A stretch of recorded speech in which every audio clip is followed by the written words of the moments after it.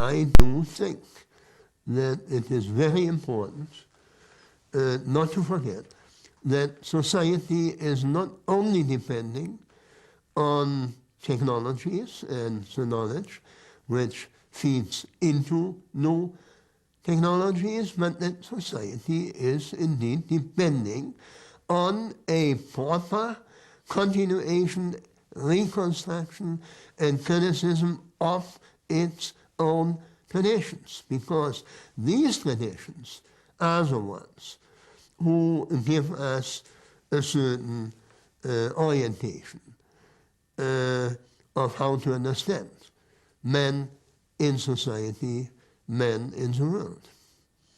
When you look back, what themes of your research do you look upon as the most important? That's not easy to answer. I suppose that democracy is at least one major issue if I look back. That was the obvious alternative to the regime under which I had been living until I became 15 years old. I'm also a product of what at that time was called re-education. So democracy is like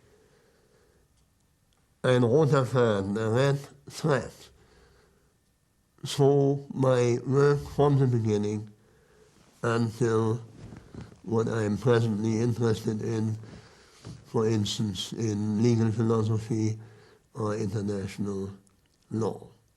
I was always convinced that there is a cognitive dimension in this democratic procedure, and this is why I'm one of the first and most vigilant defenders of deliberative democracy.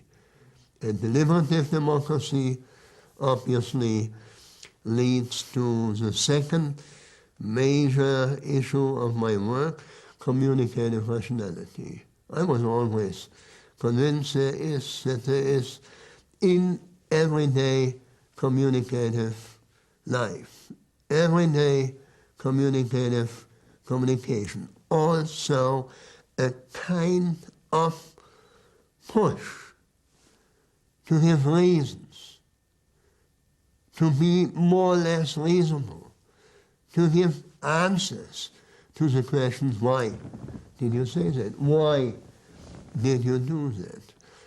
And so that was the motivation to pursue a bit further the issue of the kind of reason that is, so to say, built into our everyday language.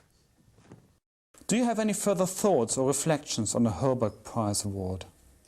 I think this prize is in good hands with my colleagues in Bergen, and they will know how to further develop this remarkable foundation. But let me finish with a rather personal remark. When I got that prize, I had an ambivalent feeling. Of course, I am proud.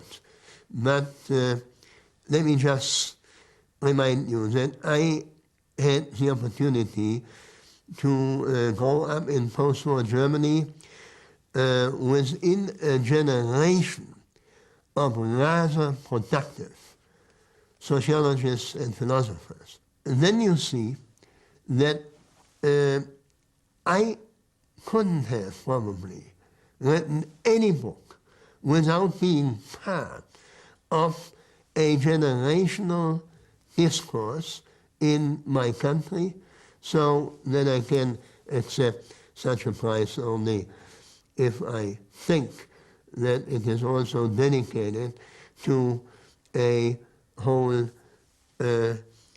academic cohort and context without which I wouldn't have become the one I am. Yeah.